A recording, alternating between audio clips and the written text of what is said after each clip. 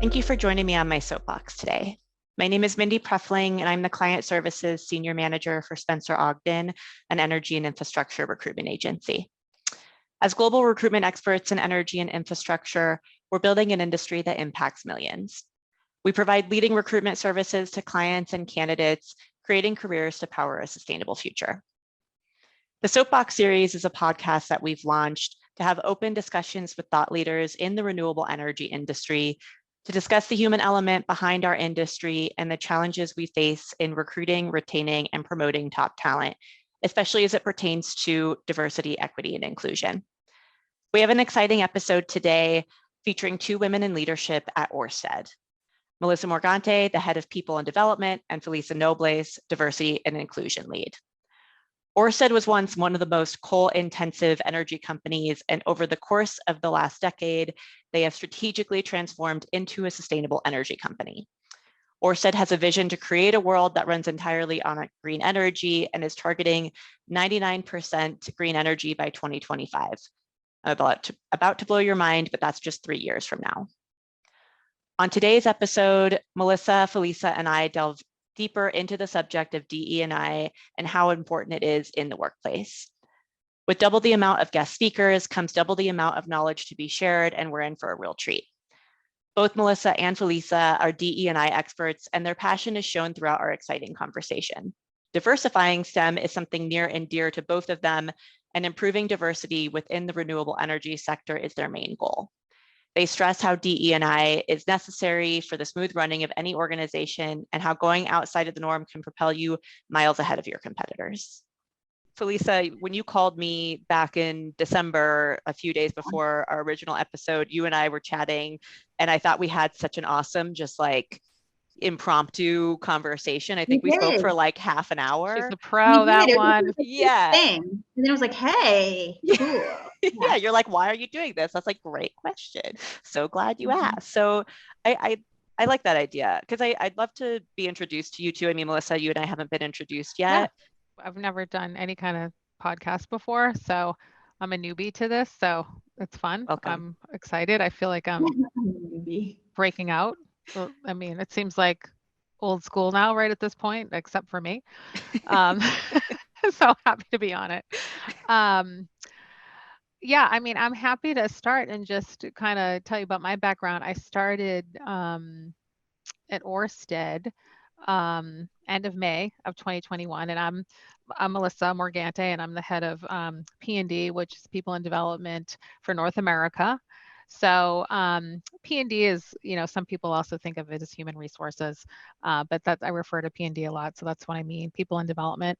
So I joined here probably, what was that, eight months ago or so, and prior to that, I had spent 2 years actually in like a wholesale diamond jewelry business, luxury goods company based out of Boston, but owned headquarters in China. And prior to that, my whole career really had been spent in, actually prior to that, I spent 4 years in renewable energy. And then before that, I spent pretty much my entire career, close to, I don't know, probably 18 years in professional services and advertising. So all a little bit different, but always in the role of human resources. So, I mean, I feel like I'm a true generalist. My sweet spot really is like the recruiting, retention, talent management, but I have experience in managing teams and held leadership positions, dealing with anything from acquisition to integration to culture to, coaching, D&I activities, DE&I activities, I should say, that go back, 20 years. I mean, when I worked in advertising, our clients wanted the people who worked on their business, to represent the communities they're serving, to look like them, to come from their communities, to be able to relate to their customer base. And at Arnold, we did a ton of work in the space. McDonald's was one of our biggest clients, and we had a tagline there that great minds don't think alike. And the difference is important, and it matters. It matters in business. It's a differentiator. So like this is not a topic that's new to me, but I do think, and I'm kind of launching into this, but when I started in Orsted in June, end of May, I was asked to sit on a panel like the second week of June. I just gotten here, and Erica, who heads up our ARG, said to me, you know, will you sit on this, will you talk with us and just, you know, as the head of P&D, like, I don't know, just what your views are, or could you just participate? Like, you're comfortable? I'm like, absolutely. Jen was on the panel, and 2 other people. And the point, you know, my point was, I felt very strongly about, like, as a P&D leader, you know, everything we do needs to come through the lens of being inclusive. And you know, you can hire and attract as many diverse candidates as you like, but if they're not going to have a good experience and can't relate to the benefits and the programs that you offer, then it's no good, you know. And also, it was so clear to me, even in that time in the world, because if you remember, so that was June of 2021. You know, previously, a year prior, there was a lot of, you know, that was the height of like social injustice and people feeling very upset and very like empowered even about, you know, how they want, who they want to be around, how do they want to spend their time, and what are companies doing, you know, to really be part of the conversation. So it was a kind of a turbulent, interesting, fascinating year for employers, even I think dealing with employees and how people were feeling, but also it brought to the forefront something that I've always known, and I will always say it, even 20 years from now. Everyone has a different degree of comfort level in how they talk about DE&I, and just like wanting to know, like, how can I participate? What can I say? What can I say? You know, what it really varies on how people feel, and that's okay. So the point of that panel was like, let's just get people comfortable, you know, talking, and it's okay to not feel okay. And also from a global perspective, you know, our Orsted as a global company is very committed to really changing the numbers, changing the faces, changing the demographics in our workplace. In Denmark, it's, you know, they're highly focused on gender because culturally that is just where they're at in time. You know, here in the United States, we're like, oh my gosh, it's so much more about, you know, race, ethnicity, everything, any demographic, veteran status, anything. We want to make sure that we're being inclusive across the board. So, so I guess kind of in a roundabout way, you know, I've been here, you know, 8 or 9 months now, and Felisa was one of the key hires we were making, and it's been great to work closely with her since November. And we also just hired a head of talent acquisition who started a week ago, who I really see that position as being an integral part of our DE&I journey, you know, to really broadening our efforts. I kind of just went off there. I don't know. No, that's great. If that was okay or not. I think there's a lot. Actually, I took some notes You because could there's unpack a lot out of that. Yeah, which is good. I think it gives us a lot of direction. I do want to unpack that, but Felisa, I'd love to get an introduction to you too. I know we had kind of a brief phone call intro, but I'd love to hear more about you. And now you're a vet at Orsted since we've been speaking. So totally. It's like I've been here a decade. It's so funny. So as I mentioned, I'm in the headquarters in Denmark, and I met the recruiter actually who recruited me for this position. And I was talking to her, I was like, well, you know, when I first started, it was like X, Y, and Z. She's like, when you first started, like that was like 3 months ago, relax. But it's true. It kind of, it's felt very much like, I've been here for a while because I have such a great team. As you can see from the way that Melissa and I interact, like we are partners in this. I feel like I partner with so many folks across the business because everyone seems to be really invested in diversity, equity, and inclusion right now. And so it just creates this space where you feel like you've been doing things for a long time. So not in a bad way. But I will say, so I have, as I mentioned, so I've been here for about 3.5 months or so. I am in a new lead or a new position for diversity, equity, inclusion here at Orsted. So my title is Diversity, Equity, Inclusion Lead for North America. So that would be my region, while I report to a global team. So essentially, I have folks here who lead DEI for the UK. We have a senior specialist. We have someone who oversees ERGs globally, right? So I'm part of this larger, broader team, I'd say.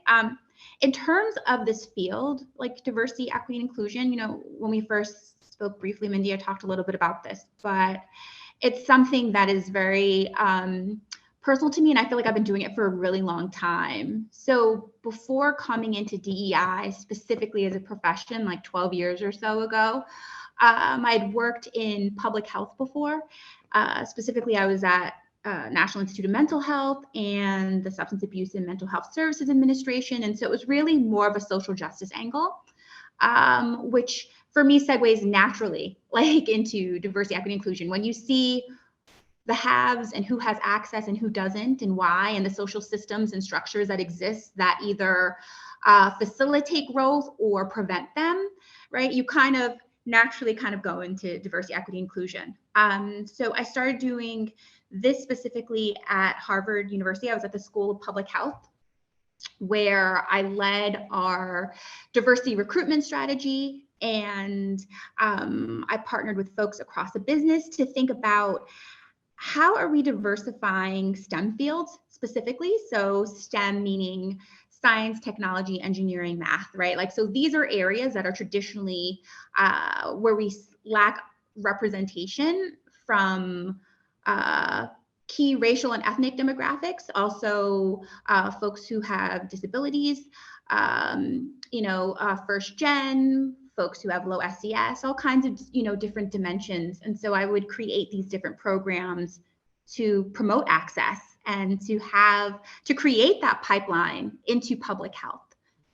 So for me, being able to change or to impact a workforce that is so important means everything.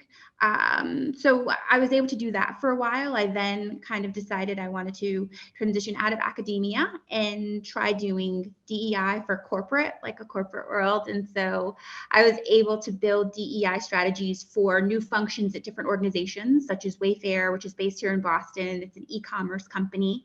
I worked on our employee resource group strategy, and I also worked for a company called Orsted. It's based on the West Coast. So they basically do a lot of, it's equity in education.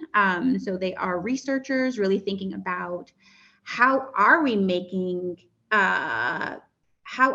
improving equity within that space, which again is a social system that is broken.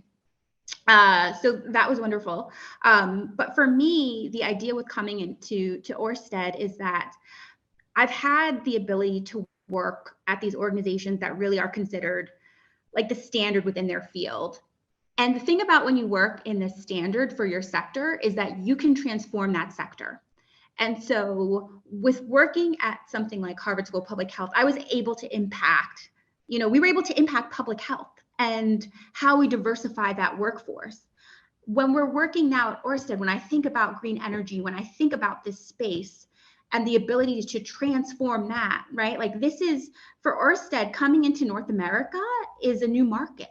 And so to think about how we are at the head of that, at the helm, really leading that and being able to diversify this space. And again, for me, diversifying STEM, this is something that's like near and dear to me. And so anyway, so I get the opportunity to work with, as I mentioned, folks like Melissa, and as DEI is part of so many different things. I often tell people that DEI is essential to every part of the business, right? It's in everything, right? So I am in people and development, which would be human resources, but it impacts everything, right? At literally every single part. So it's been a really interesting journey so far. I'm just excited to be here. I feel like I could host separate episodes with each of you and go through your backgrounds because I have so many questions. And you should see our conversations. We're like, okay, let's come back to what our agenda was, because we just came up with 5 other things we want to do. Yeah, how much time do you all have? Okay, so really, I think it's really interesting, Felisa, the intentional move that you made into an organization. It sounds like where you feel like you can really have an impact, and not, you had an impact in previous organizations, but this is really an opportunity for you to make change, whereas before you were part of an already, like, the snowball had already been created, right? And you were like riding down that path with it. So I think that's great. I I think the next kind of direction I'd like to take the conversation, and we touched on it, but why are we talking about DE&I? And maybe a more important question is, why do we need to talk about DE&I? I mean, Melissa can answer this too, but I mean, I think why we need to talk about DEI is because, as I've said this to people before, diverse, equitable, inclusive companies are better companies, period, right? For a multitude of reasons, right? Like, everyone talks about the financial bottom line. There's all this research, innovative teams, when there's more diversity, they're shown to, problem solve more quickly and all of those things. And it's, yes, it is all of that. But I think it makes not only the organizations better, I think it makes people better in terms of like who you're interacting with. I think that you're able to really improve opportunity and make sure that brilliance is around the table, because brilliance looks and comes in many different forms. And so the more diverse that you can be there, the more inclusive that you can be, the more I think that you have all the right people sitting around that table, right? So I think for me, like, that's why it's important. Like, yes, morally and everything, and in terms of, as I mentioned, the business benefits, yes, we can talk about that. But I do think that it's to me, it's inherent, and so it's really hard to even say why specifically it is important when it's just the way it should be. It's just, that's how it is. Well, we're also a global company, and our workforce should reflect the communities that we serve and build in. And I mean, I don't know, it's hard, last time anyone checked, it's hard enough to, you want to find really great, good talent. Like, we want good, diverse, agile, flexible teams that challenge one another and make us better. And that is having a diverse workforce.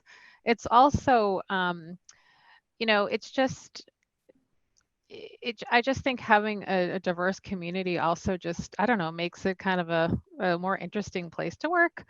Culturally, I think you have a lot more outlets to open your mind and to look at things differently, and to challenge yourself to say, we can go outside of the norm. And I think that makes you a much more attractive employer, to be honest. And I also just think, sounds so small, but it's good for business. It's totally good for business.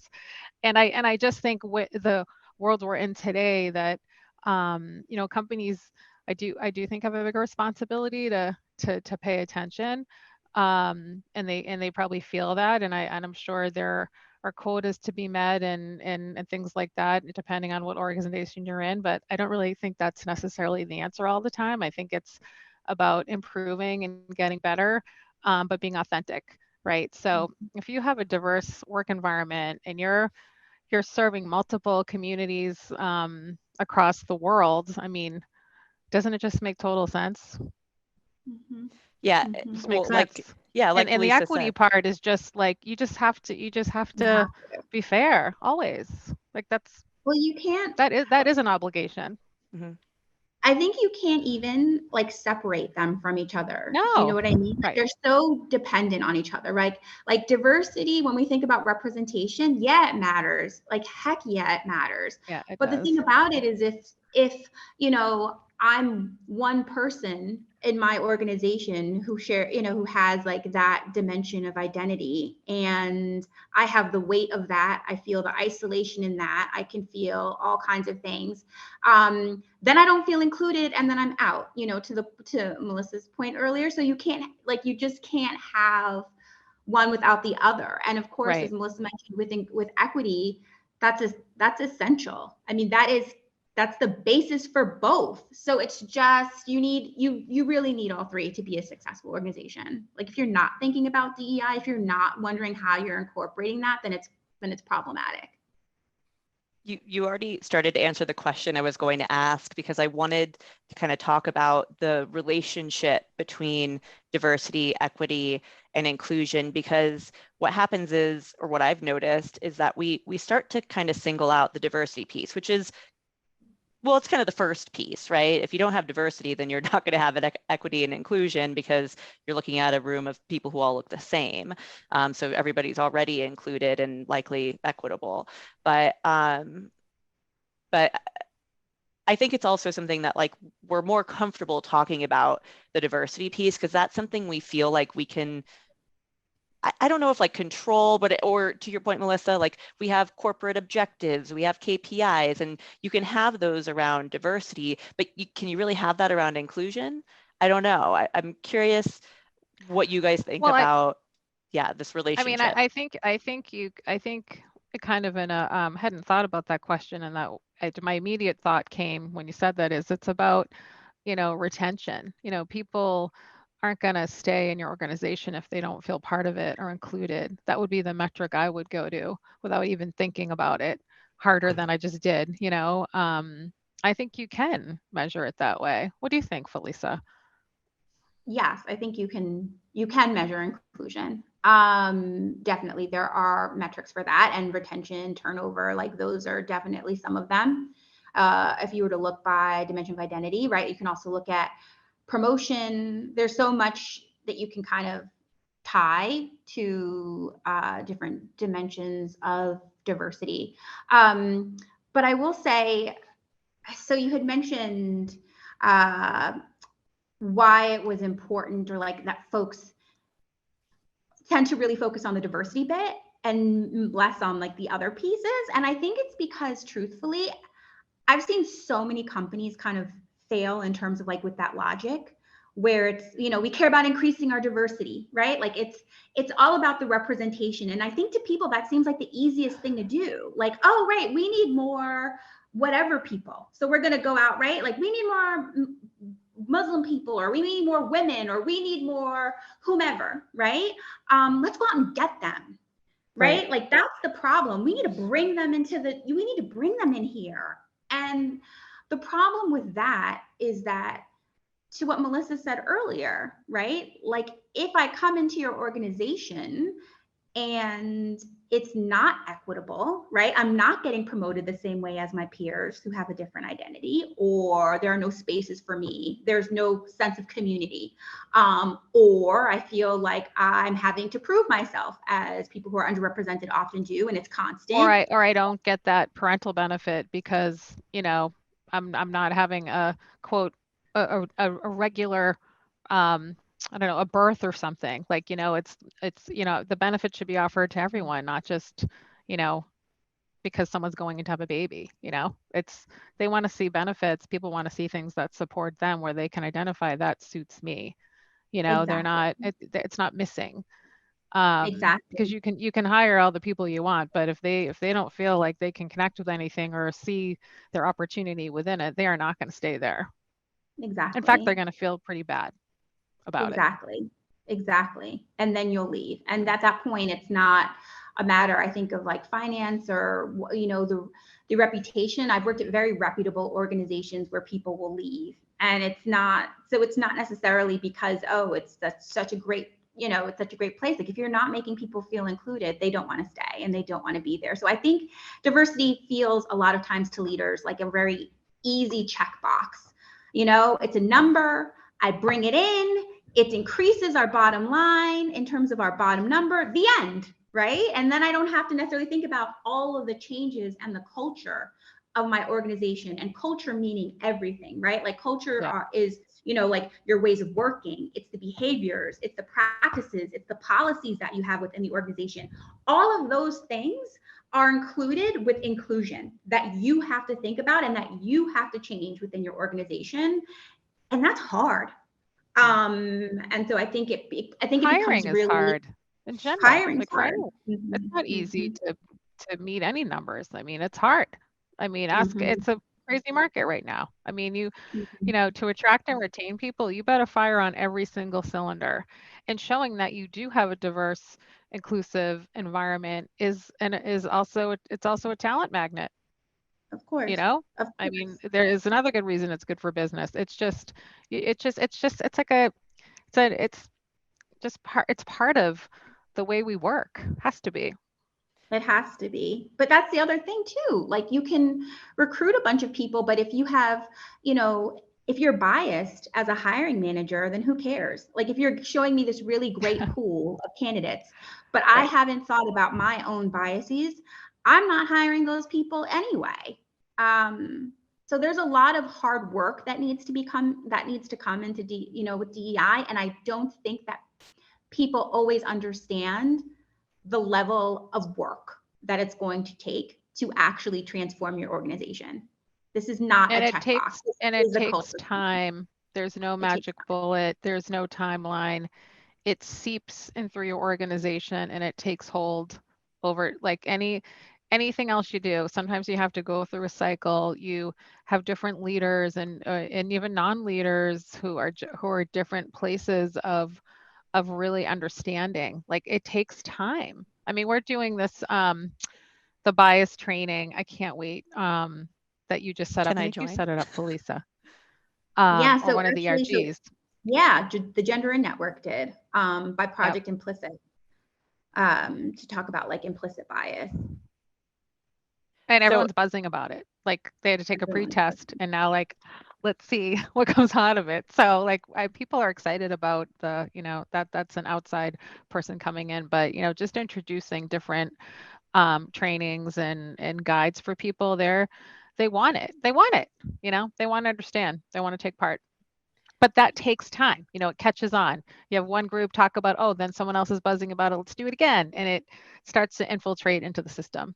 And nothing happens overnight was my point. You have to, it seeps in from all different parts of the organizations. Leadership plays a part, you know, all the RGs play a part, global plays a part, like in your day-to-day work, you play a part, but it kind of takes a little time to see it come to fruition. Yeah, it has to be embedded into the culture. You know, I had a director say that to me years ago because we have we have very few women in leadership positions in our organization, and I'm one of a handful, or actually like one of two women who are at senior leadership at Spencer Ogden. And I had that conversation a couple years ago, and you know, I was like, "What are we doing about it? What are we doing about it?" And he made the comment that that it's something that needs to happen on a cultural level. And I agree with you that it does take time. And if I look back on Spencer Ogden 3 years ago, when I had that conversation, it might have even been 4 years ago, we are a completely different organization. There's still not as many women in leadership that I think that there can be or should be, but we are moving in that direction. There's definitely more that are climbing the ranks. And part of it could be getting the people who are not right for the organization out. And it might take some time because they kind of have to get weeded out. And then also, like you said, I mean, really training people. At the start of the conversation, we talked about how a lot of people just don't know how to talk about DE&I. They're uncomfortable with it and they don't know how to own that conversation, either because maybe they don't feel included in it, because maybe Right. maybe they're not included in that, like what's qualified as a diverse individual. So anyway, I think I hear what you're saying, that it really is not just about, hey, here are the KPIs, coming from a leadership perspective, but what can we do? And it's a day in and day out conversation that you need to have. It's continuous, which is why Felisa has an opportunity at Orsted to have an impact, because it's not just going to be something that, you flip a switch and now here we are. It's definitely cultural, like you hit on something, because cultures do shift, right? With different people that come in and out or where the business might be. But I'll tell you, it's kind of, I feel like we're having a lot of fun in this space. We have, it's so much support top to bottom. Like I love this about Orsted that like people are passionate about it. They want to be involved. They want to, make sure they're like doing the right things. And it's like, I don't know. I feel like Orsted in general as a company is such a diamond in the rough. Like it has all these awesome, original, like authentic attributes that like we're just like building off of. And it's I don't know, it's been kind of fun. It's challenging, but it's fun, and that's the culture. My point is that's the environment where we're in right now, and I think it's a good one. I think we're fortunate. I want to give credence to that topic because that's part of why we're here today, because I want to learn more about we've kind of touched on some of it or alluded to it anyway, but what is Orsted doing to improve DEI within the organization and in the industry? This is where Felisa pulls down her big wall map that has her gigantic roadmap on it. I just pictured like you see in like a being crime movie where it's like there's a bunch of lines heading in different directions. No, we just started to map out like what are the basically our goals are, we want to increase our numbers. Also, not just our numbers itself, but people, at senior levels and retain. I don't know, Felisa, do you want to talk about some of the initiatives you just started to work on? Yeah, sure. I mean, I think we want to know where we stand first. Thank you. So Melissa knows exactly. My number one is data, and more data. Like I can't get enough of it. I need to see it. I want it. So I think, one of the things is being a global company, there have definitely been some challenges in accessing data. So for me, being able to break down data to race, ethnicity, disability, veteran status, all of these like key identity kind of pieces, right, is very important. And because of GDPR, right, which kind of makes things difficult. It's basically in Europe, you can't have a lot of data, retain certain data, right? It was really hard trying to figure out how to certain questions. You just can't even ask certain questions. So I've really been kind of navigating that space. So it's not like I came into a company where I had that data like readily accessible. Where I've been able to just look at it and say, okay, here's the trends. We have our annual employee surveys or our pulse surveys, and we're able to actually look at that by dimension of identity, so we can see what the experience looks like for different communities and different populations here at the organization. None of that exists. So right now, one of the things that I am doing is getting ready to lead a self-ID campaign. So a self-ID campaign basically meaning that people will have the opportunity to self-identify or disclose voluntarily parts of their identity, which will help us see, what is our baseline? Like, how diverse is this organization based on those visible and invisible dimensions? So, being able to ask, like, even things around sexual orientation, like, are you a member of the LGBTQ+ population, right? Like, just all of the things, and really thinking as deeply as we can. Like, I'd love to ask for caregiver status for folks, right? In addition to race, ethnicity, disability, veteran status, all those key EEO kinds of questions. So that's one of the things that I'm getting ready to lead right now. And I'm really excited to at least have that kind of current data. Being able to look at our recruitment data has been something also. One of the things that is really important for me as someone coming into DEI is looking at that data throughout an employee's time at that company, right? Like, I want to know what your experience was like in terms of recruitment and onboarding. I want to know hiring, where those deficits might be. I want to look at promotion and see whether or not, to your point, Mindy, like you had mentioned, women and really trying to think about gender, right? So are more women being promoted or less, are more men being promoted? What does that look like, right? Like really being able to look at those different dimensions and how they progress throughout the company is super important.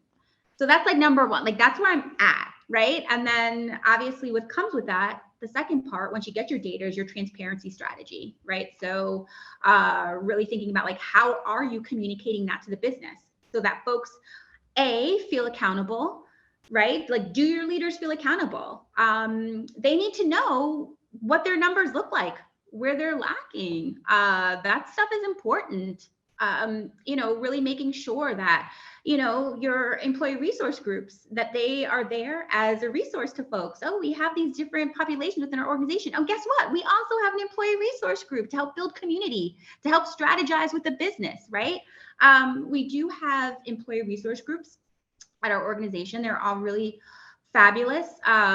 They are in, as Melissa mentioned, our gender in group is currently working on bringing implicit bias trainers into the organization. And I would say that they are right now launching. They, ARGs, I think Melissa can tell you, are pretty new to the organization. I think they've been there for about a year. Well, Orsted North America is relatively new, right? So that in general, but employee resource groups are even newer. And so for me, a huge job, or a part of my job, is also thinking about, how do I develop these leaders? How do I help develop them? How do I facilitate their relationships with the business so that they feel like their voices are being heard? How do I amplify the needs and the concerns of their communities?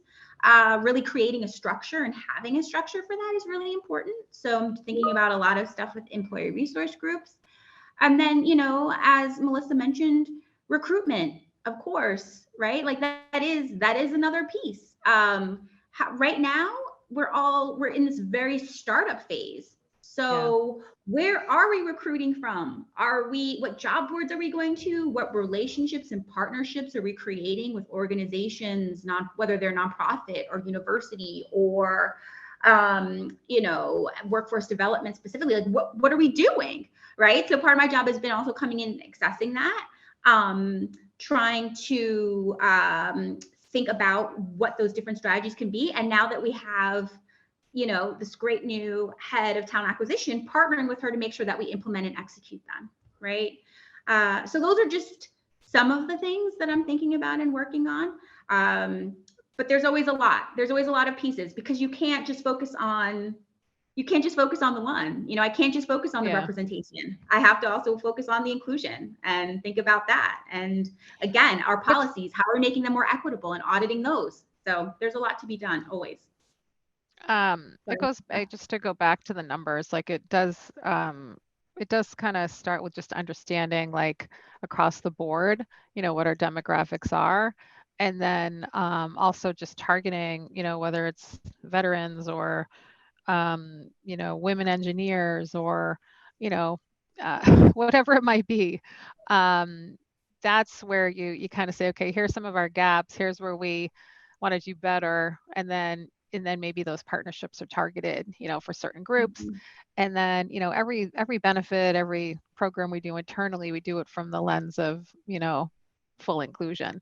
So, and then maybe there are some things you do that don't benefit everyone, but might be important to a certain demographic. Like that's okay too. We're open to it, but we're building it. I think we're organizing our team here and focusing on, like, how do we get this important work done? Because it's not just about one area. Mm-hmm. But we've hit that. Melissa, you just said such an important thing that I just kind of want to amplify that a little bit. Right? I love when you say that to me, that I said something important. You said something very important, because you used the words without saying like what the actual word is. You said the definition, and what you just spoke to was like equity. You said even if at sometimes we're working on different parts of the business where we're focusing on certain demographics and not the others to help them succeed within the business, that is equity, right? And I think like that's an important piece, because sometimes you'll hear folks say like, that's unfair, or you're doing something to focus on one population or demographic. And I'm not saying here at Orsted, I'm saying in general, like commonly what you might hear kind of anecdotally, that's not fair. You're focusing on one, or you're doing something for this one group, but not this other group. And I have to say, like, that is the definition of equity, right? Because people don't start from the same place. And so you have to provide, right, what might look like you're helping someone out more, or giving them more opportunity, or providing them with more tools, or whatever that case may be, isn't actually the case. What you're doing is you're trying to solve for what was inequitable, right, from the beginning. Right. So anyway, so I say that because that was a really good way to describe that. And that is something that we're also thinking about. And, being transparent, Mindy, is important to us here too. We like to communicate things out to our SLT, to let them know it's our senior leadership team, that what's going on. We have town halls multiple times a year where we want to always show where we're doing work in DE&I. Most of the weekly notes that go out across the company around updates and things like that always incorporate something around any work being done. So it's important to be transparent about what's going on too. So we try to communicate it out as well. So how is it all going? Because obviously you two, this is passion for you, and you put your blood, sweat, and tears into this effort for Orsted, and I think probably just any organization that you work for. And you're both relatively new to the organization. Within the last 9 months, you both joined the organization. So have you noticed an impact? How is everything going so far with the programs that you've outlined? I mean, I feel like we have some really good momentum going. I think that we want to do things right, not just to do them. So just getting like a baseline and getting the data has been a labor of love, So I think we're doing well. I'm happy to come back in 6 months and show you some progress. But I think we have the like leadership aligned. I think we're starting to have good conversations. We've got some of the programs, the sponsorship program that's happening at a global level. I think we're doing pretty good so far. I mean, it's only February, but I feel like we have all the right things, the priorities, and we can start to action on some things now that we've got a few more resources to put into place. Mm-hmm. Yeah. What do you think, Felisa? I mean, I'd like to think so. I mean, that's what I've heard on the diversity and talent team, which is where I sit, that we have been moving, just in terms of even having, truthfully, even outlining. You can't flip a switch. It takes time. And being very specific about like your objectives, right? Like, so to Melissa's point, when I started to think about like this role and what the objectives were, and what the activities look like, and what the purpose was, right? Like, we were able to be specific. Like, we're very specific, in terms of like our plan, like, oh, okay, these are the things that we are thinking about that we'd like to move on. Being able to partner with folks globally and now include race and ethnicity on things. So for example, we have a wonderful people analytics person who works here in Denmark, and he created dashboards for the company, and they were able to look at who we are hiring, right? So he's able to look at different dimensions of identity by, first round interview, second, who we actually hired. And I was able to work with him, and we incorporated race and ethnicity, veteran status, and disability. So we're able to see that for North America now in this end, which again, to me, as someone who cares, or Melissa too, who cares about data, it's like, oh my gosh, now we're able to see where the bottleneck is. Like, is it that we don't have the pool, or are we just not hiring, right? Like, what is it? What's the case? What is that actual disparity? So like that right now, being able to work, I think, with headquarters on how to build out these systems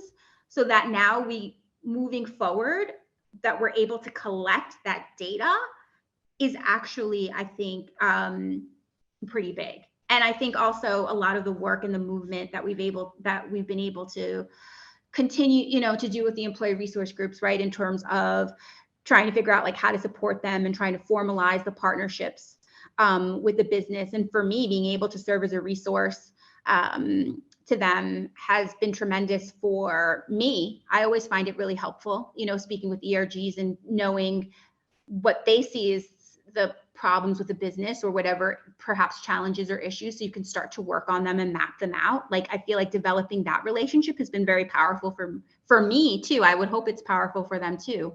So I do think that we've been able to make some movement in just a few months. It might be an interesting metric. I don't know if you'd be able to get access to this, but to look at offers that were extended and declined. Because I've seen, I'm a third-party recruiter. So when I talk to candidates post offer stage and kind of walk through are you going to accept or not, we usually get all of the good, bad, and the ugly of why they are turning down an offer. You may not get that insight, right?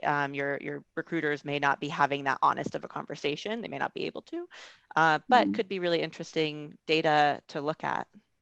Why they're declining. No, that's a good point. I mean, I feel like we typically, they'll tell us. I mean, most people who go through the process here, it's just such a competitive market, but we land more than we don't, so to speak. And usually there's not just one reason why someone doesn't take a position. So that's good. I'll ask that question, but I think there's multiple reasons why typically when we get to that stage where someone doesn't go into further down into the process, put it that way. It's usually money, timing, location, not a big enough jump. That's usually what I hear right now, but I will put that out to the team. Yeah, something to think about. And you're right. I mean, right now candidates are getting 2, 3, 4 offers easy. So it's just so competitive, and there's so many factors that go into why somebody's going to accept a job, and you can only take one, right? Yeah. So I want to hear what you think about the state of the industry. And Melissa, I know you worked in renewables and then came back to it. So I'm curious if there's been any change since you left and came back. I mean, I was at a company, a big global company. They were bigger in North America here than Orsted is now, and they were actually an Italian-based company. So we had the Italian, we were an Italian company operating in the US, a lot more influential than even I feel from a Denmark perspective.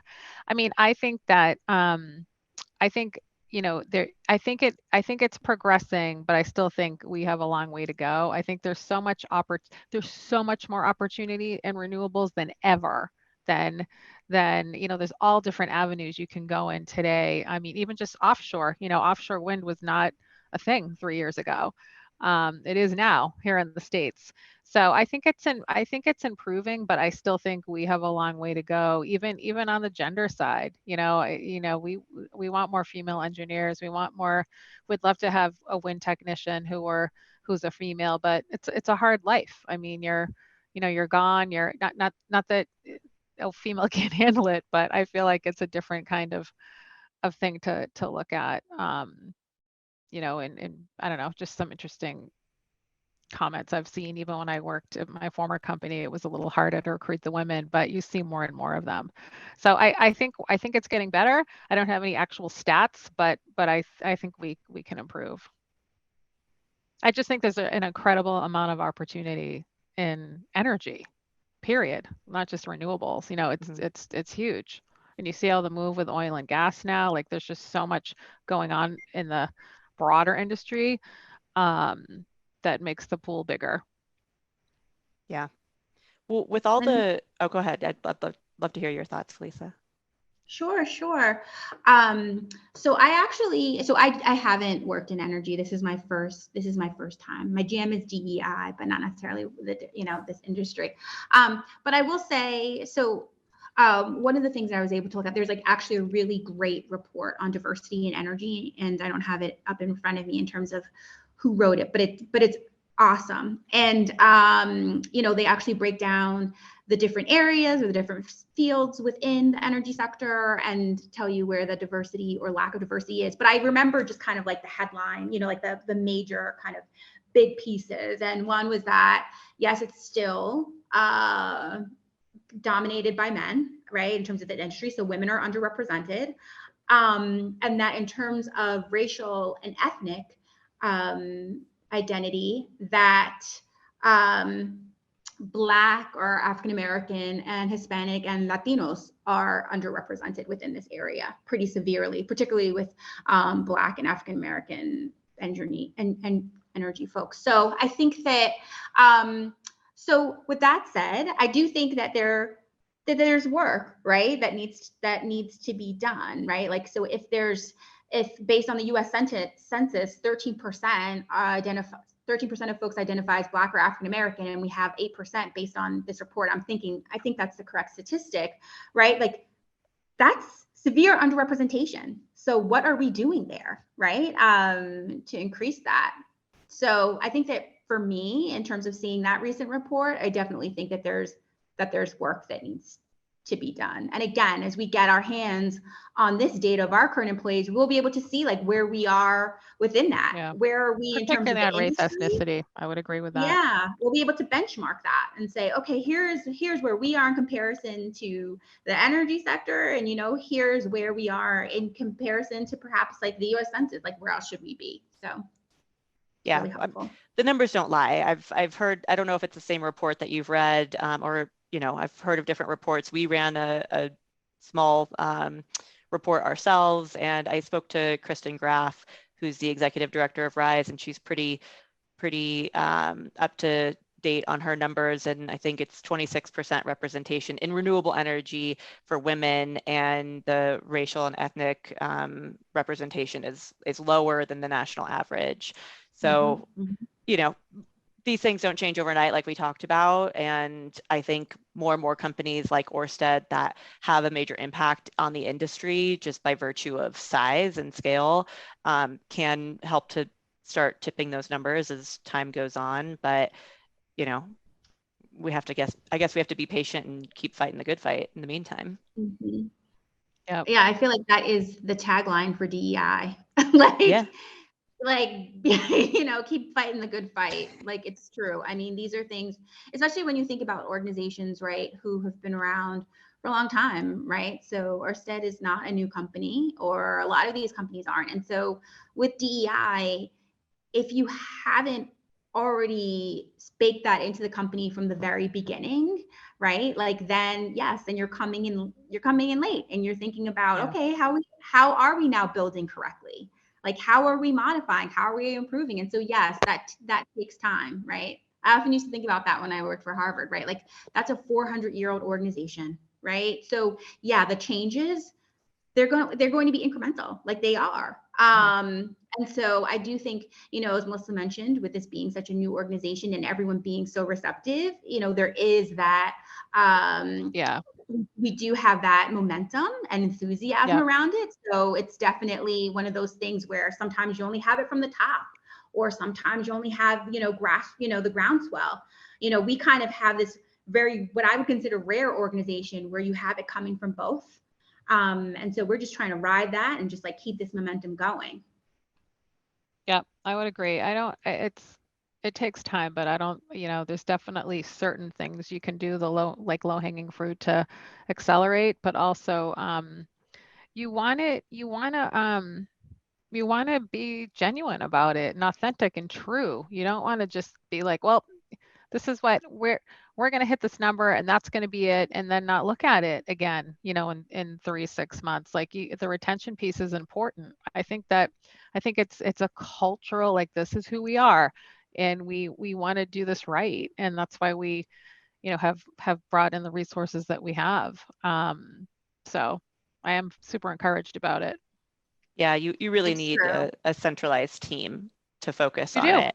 Yeah, because you have to, it's continuing education. I mean, it's not something that it's just like, oh, well, now we realize this is a problem, so now we fix it. Like we talked about, it's embedded into the culture. It has to be integrated into everything. Yep. And I have to say, like, one of the things that really excited me about Orsted when I joined, and I've seen this. So not only have I worked in DEI for a long time, but I have a lot of colleagues like in my network who've worked in DEI, right? Like we all we share stories, we confide in each other, right? So I've also heard a lot about what happens across various industries and organizations. But I will say what excited me about Orsted, which I think is pretty rare, was that there were two things going on. One, I really got the impression that this wasn't performative. So sometimes you can come into an organization, and to Melissa's point, it's either just we want to meet that quota, or we want to da-da-da-da, or we want to make a statement. We have a diversity statement. So that is our, that is our strategy. And it's like, whoa. That's actually, that's not actually not helpful and not really doing much. And one of the things here is that they, people hold me accountable. Like, it's true, like DEI should be everyone within the organization is responsible, but I also feel like folks really want to have that momentum, and they really want me to help with that guidance. They just need to right? be led. Like, that's all. Exactly with the guidance, like how are we moving? So it doesn't feel at all performative at this organization, which I think is a huge, for me, a really huge bonus is that, that's not the case. And then the second thing I was going to say in terms of why I really like this organization and why it was so something that really stood out to me was that diversity now, right, seems to be kind of like that hot topic. DEI, diversity, equity, inclusion, belonging, diversity, equity, inclusion, justice, whatever. And especially with the murder of George Floyd, right? Like, I feel like, especially, in the US, there was this kind of like racial uprising. And then every organization was kind of like, oh my God, right? Like, we have to do damage control. We need to start thinking about this now. Why hadn't we thought about this? People in our organization are upset. We don't even know how to address it. We don't have the language. What are we doing, right? And people kind of came into this panic mode. And the way that Orsted has come to it was never like that was what caused us to want to have like DEI, right? It's never like it hasn't been reactive, right? Like, we are doing this because now we're like, oh heck, we need this, right? Like, it was something where it's felt like they have cared about this and want to do, and that's why they had even started to create like this global, diversity and talent team, right? It wasn't just around what was happening here and really being reactive and trying to figure out like, oh, now what are we going to do? And so those are two things to me that Orsted is doing right and really stood out to me and attracted me to this particular role. And I'm sorry, Melissa, were you going to say something? Because I saw you kind of like. Yeah, no, I was just gonna say, it's always been there. I mean, when I really think about Orsted in the States, I look at the journey over the last 3.5 years, like, it's very new. And even the onshore side of the business, it's all made up of like acquisition, multiple companies. And then the offshore side is, Denmark driven. Like, you have this company that's, 450 people now, or probably a little bit more than that. But the common thread, from a global perspective is, I mean, this is talked about at the highest levels. It's a must-win battle. It's wound into all of our talent initiatives. It's talked about all the time in every country, at every level. Like, this is who we want to be as a company. This isn't just a box to tick. So Yeah, this is this who isn't we a want to PR be move. as a company. No, because we are a global company, and we need to look and behave and act like a global company. We're everywhere, so we need to understand that. We need our workforce should reflect the world we live in and serve. Great. So it's really embedded, but we're so new as an organization in the US that I guess Felisa said it great early. Like, I feel it is a startup. It doesn't feel like, when you look at us on paper and you read about us, it doesn't feel like a startup, but like day to day how we're working and like building this amazing company, it's in foundation of a lot of things. It really does feel like that. Yeah, that's kind of unique in this industry, where you can have these Yeah. like massive startups, and they work and function like a startup. They have the balance sheet of an established company, but everyone is working really hard for the same cause. For the same cause. That's right. Yeah. It's pretty remarkable. I mean, it's awesome. Mm-hmm. Well, this has been great. Is there anything else you two would like to talk about that we haven't covered today? I was just looking back at my notes from when I sat on that panel way back in June. It's so funny.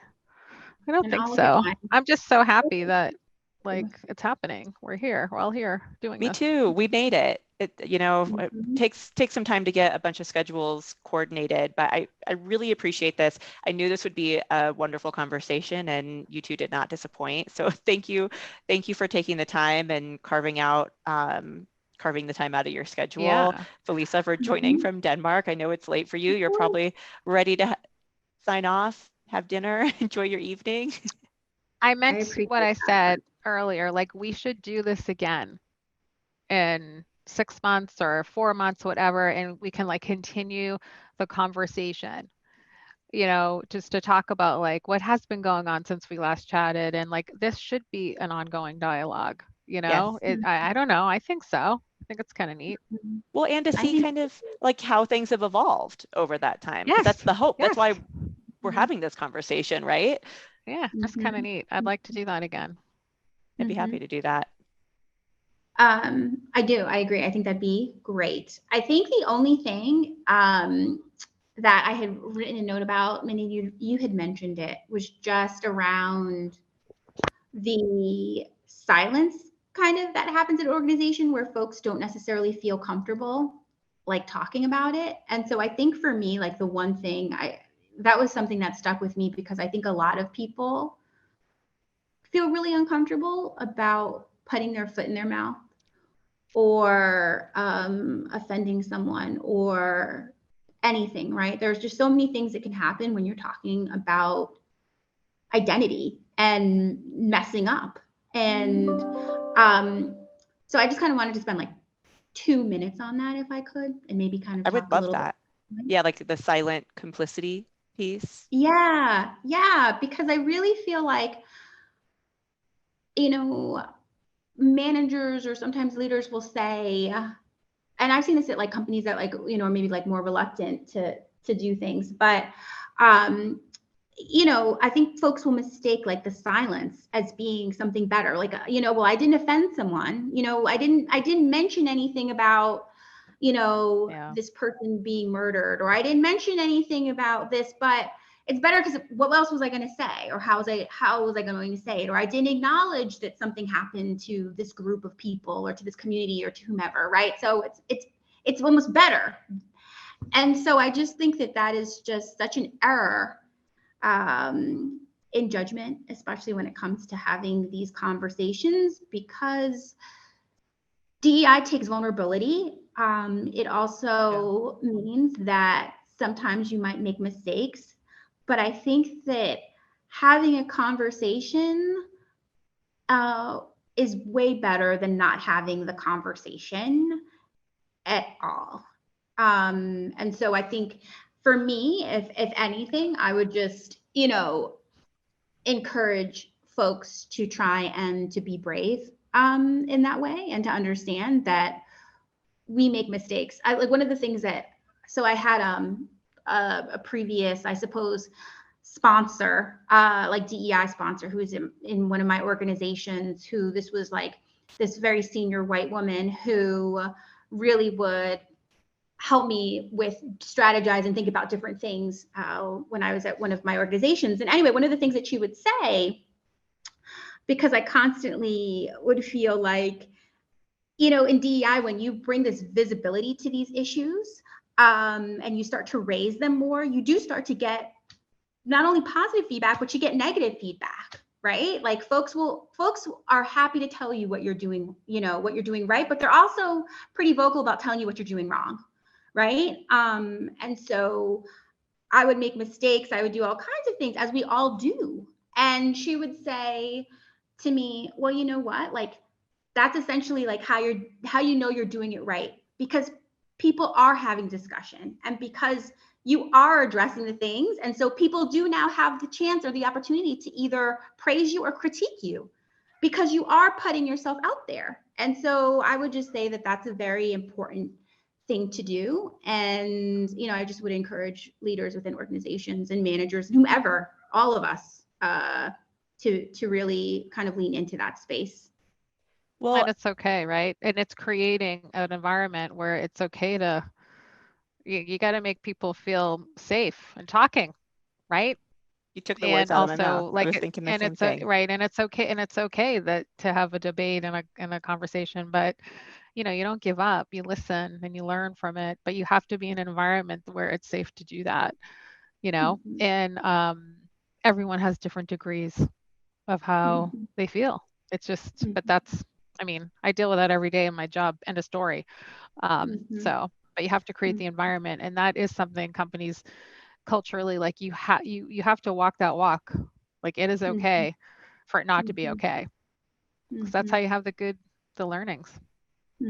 Yeah, you talk about that you're comfortable with the discomfort. So, you know, then people are comfortable talking to you about it because you create the safe space to have that kind of conversation. And I think, well, I know people are instinctively people pleasers. So we like to say the things that we think people want to hear, not necessarily the things that people need to hear. And that's exactly why we started this podcast, is to bring out these conversations. I don't know if it's always the safest place for people to feel as comfortable, you know, because there's also like you also want to toe the corporate line, if you will, with some of the subject matter. But from a like internal corporate standpoint, I think it's really important that like you lead by example and bring up the conversations and the topics that others may not feel comfortable saying on their own, or just Right. opening up about without being prompted. And everybody learns differently. Everyone learns differently. So, you know, even if someone's comfortable or not comfortable, if you get to the stage where you're having a conversation, people don't register. This I know for sure. I've been in HR my whole career. It doesn't always resonate the same way for people the first time or the second time. It's everyone learns differently, including that leadership, you know. So you also have to give space for that, like to, you know, you don't have to get it figured out in a day, but you do have to get it figured out, and you should learn from it. Well, you do have to try. It's always a learning. Yeah. You have to try. You have to try, and you have to be willing to make a mistake sometimes. You know, I mean, that kind of comes with the territory. Like I would often say, go ahead. Yeah, no, I was just going to say, like, I will often say, like, I come to this space with complete curiosity and humility, always, right? Like, I do not, just because I'm considered someone who has some expertise in this, who's done it, does not mean that I understand the experiences, the challenges of every dimension of identity. I don't. I'm not going to. It is impossible. I am not a veteran. I am able-bodied. I have a lot of things going on, right? So the thing about it is, you know, I'm going to make mistakes, or I'm not going to necessarily know all the things. But the key there is that, you know, I can be curious, and that if I do, for some reason, either offend or make an error, or not necessarily, you know, ask things the correct way, you know, that I can then say, okay, you know, like, I'm sorry, next time I'll do better, or you taught me, now I'm not going to do that. So anyway, always an opportunity to learn. Yeah. I love that you brought that up. Thank you. Wow, that was like a really good close, Felisa. Mic drop. I mean, I'm like, yeah, I can always find something to say, and I have nothing else to say.